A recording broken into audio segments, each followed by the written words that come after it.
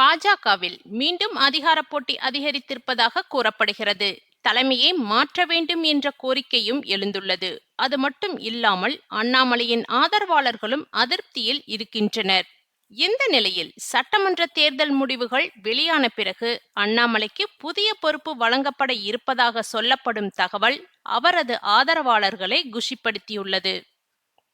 தமிழகத்தில் பாஜக வளர்ச்சியில் முக்கிய பங்கு வகித்த தலைவர்களில் ஒருவராக அண்ணாமலை கருதப்பட்டார். அவர் மாநில தலைவராக இருந்த காலத்தில் கட்சியின் செயல்பாடுகள் அடிக்கடி செய்திகளில் இடம்பெற்றன. பல்வேறு அரசியல் விவாதங்களிலும் அவர் முன்வந்து பேசினார். இதனால் தமிழக அரசியலில் அவரது பெயர் தொடர்ந்து பேசப்பட்டு வந்தது. ஆனால் மாநில தலைவர் பதவியிலிருந்து விலகிய பிறகு அவரது அரசியல் பயணம் என்னவாகும் என்ற கேள்வி எழத் தொடங்கியது. அவருக்கு தேசிய அளவில் உயர்ந்த பதவி வழங்கப்படும் என்ற எதிர்பார்ப்பு ஆரம்பத்திலிருந்தே நிலவியது. குறிப்பாக தென் மாநிலங்களில் ஒட்டுமொத்த பாஜக முகமாக செயல்படும் வகையில் அவருக்கு முக்கிய பொறுப்பு கிடைக்கலாம் என்றே அவரது ஆதரவாளர்கள் கருதினர்.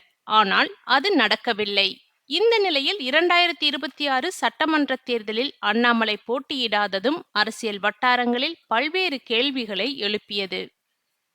அவர் போட்டியிடாததற்கு தனது குடும்ப சூழ்நிலையே காரணம் என அவரது தரப்பில் கூறப்பட்டாலும் அரசியல் ரீதியாக சில கருத்து வேறுபாடுகள் இருந்ததாகவும் சிலர் கூறினர்.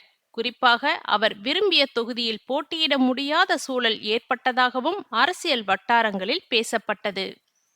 இதன் காரணமாக தேர்தல் பரப்புரைகளில் அவர் முழுமையாக செயல்படவில்லை என்ற விமர்சனமும் எழுந்தது. இறுதிக்கட்ட பரப்புரைகளில் மட்டுமே அவர் தோன்றியதும் இந்த பேச்சை மேலும் அதிகரித்தது.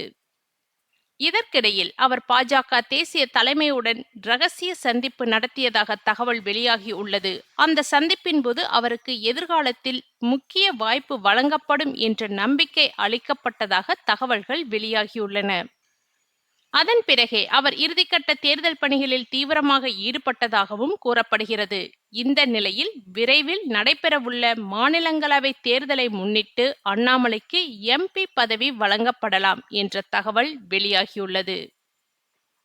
குறிப்பாக ஆந்திர மாநில சட்டமன்றத்தின் மூலம் மாநிலங்களவைக்கு அனுப்பும் வாய்ப்பு குறித்து ஆலோசனை நடைபெற்று வருகிறது.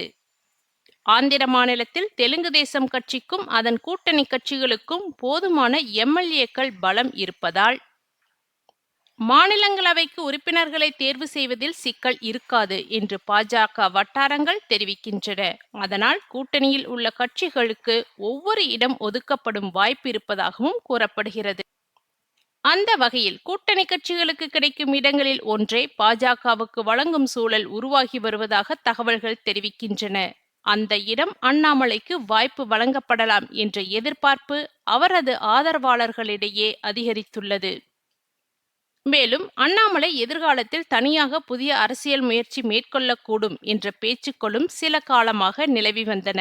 அந்த முயற்சியை தவிர்க்கவும் அவரை தேசிய அரசியலில் முக்கிய பங்கு வகிக்க செய்யவும் இந்த முடிவு எடுக்கப்பட்டிருக்கலாம் என்ற கருத்தும் அரசியல் வட்டாரங்களில் பேசப்படுகிறது.